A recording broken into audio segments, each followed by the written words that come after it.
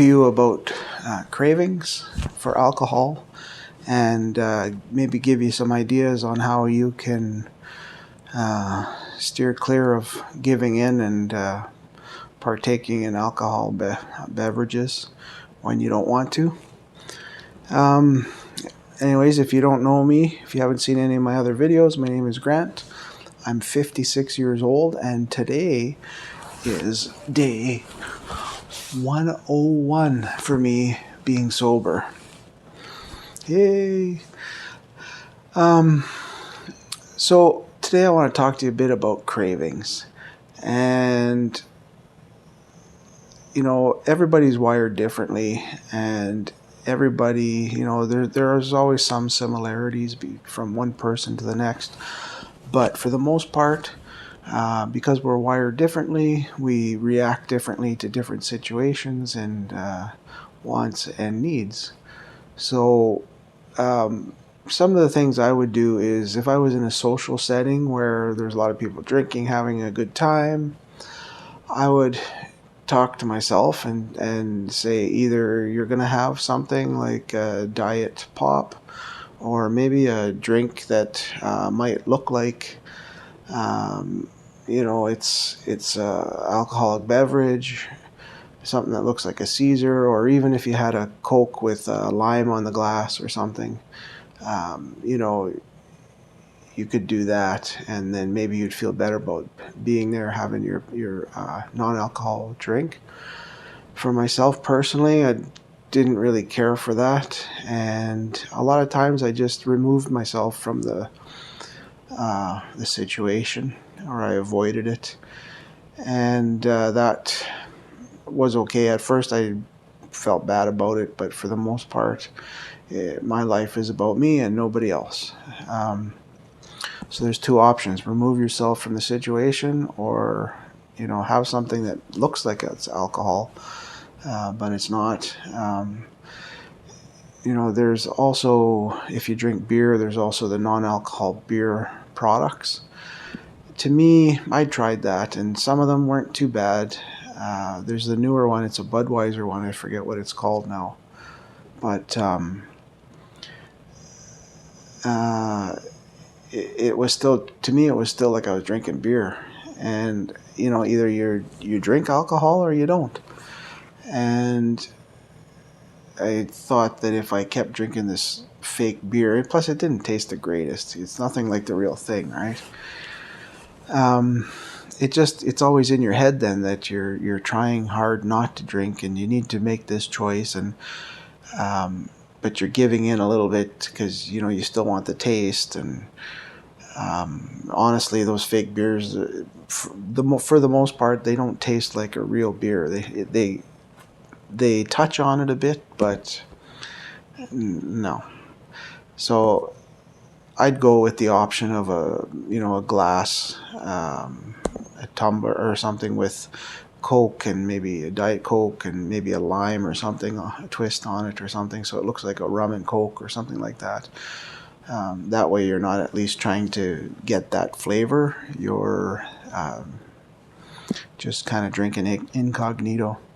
Another thing is cravings. If you're craving drinks at night, and a lot of times it's habit, and it could be the situation you're in, but if like for me, I'd find myself having a couple of drinks after my family went to bed.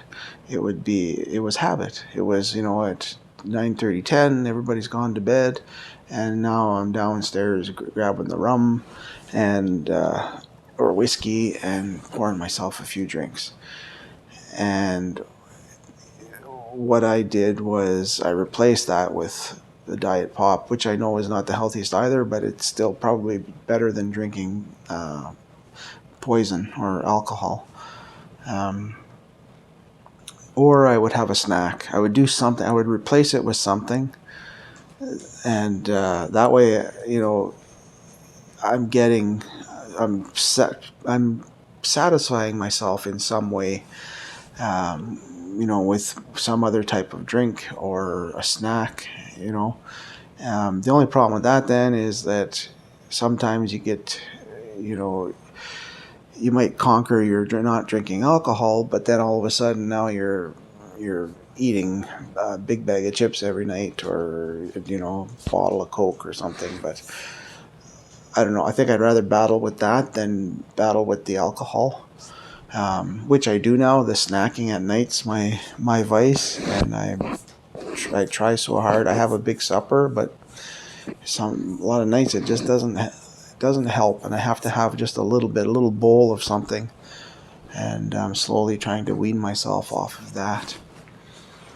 So that's about it for tonight. It was just about removing yourself from situations, or going somewhat incognito in social situations, where you have a kind of a fake alcohol drink, and then in other places where you don't need to remove yourself. It's just you have the urge to have a drink. If it's getting nice out now, you want to go out on the deck and have a beer.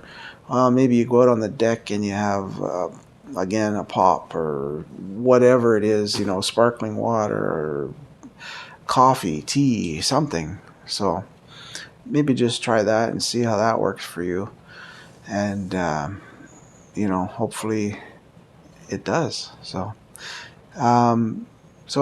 like I said at the beginning of the video, today is my day 101 of being sober, and that's pretty awesome.